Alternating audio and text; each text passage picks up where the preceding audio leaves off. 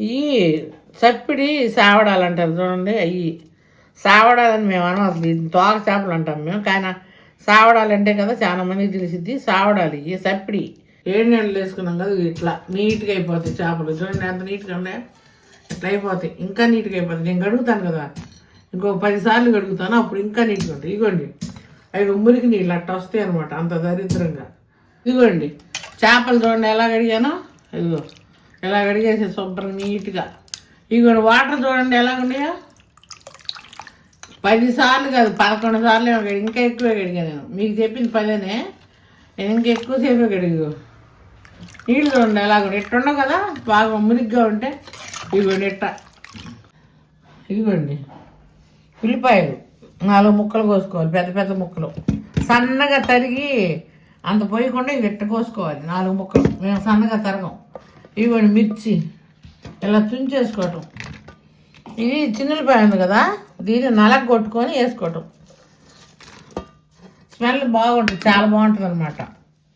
ఇక టమాటాలు చూపించాను కదా ఇందాక మీకు, అది మిక్సీ వేసాను అనమాట. ఇట్లా ఇవి అన్నీ తోడుతోనే వేసేసాను, అంటే ఫస్ట్లోనే కలిపి వేసుకోవటం. ఇది మా అమ్మమ్మ ఇంతే చేసింది చేపల కూర, ఎండి చేపలు. ఇట్లా ఇంక ఇది పొయ్యి మీద పెట్టడం, నూనె వేయటం, తిరగమాత వేయటం అట్లా చేయం. తిరగమాతలు ఉండవు, ఇట్లా తోడుతో కలిపి పెట్టుకోవాలి అన్నీ. ఇది వంటిది మీరు ఇలాగ వండుకొని చూడండి ఎంత టేస్ట్ ఉంటుంది, మీకే తెలిసిద్ది. ఇదిగోండి డ్రై ఫిష్ ఉడికిపోయింది. ఒక పావు గంట హైలో పెట్టాం, ఒక పావు గంట సిమ్లో పెట్టి ఉడకబెట్టాం. అయిపోయింది. ఇదిగోండి చప్పిడి సావడాలు, వంకాయలు, టమాటాలు. డ్రై ఫిష్ చేశాను కదా, ఎండు చేపల పులుసు నేను తింటున్నాను. కాలిపోతుంది, అదిరిపోతుంది. ఇదిగోండి వంకాయ ముక్క ఉందా, ఇదిగోండి డ్రై ఫిష్ తింటున్నాను.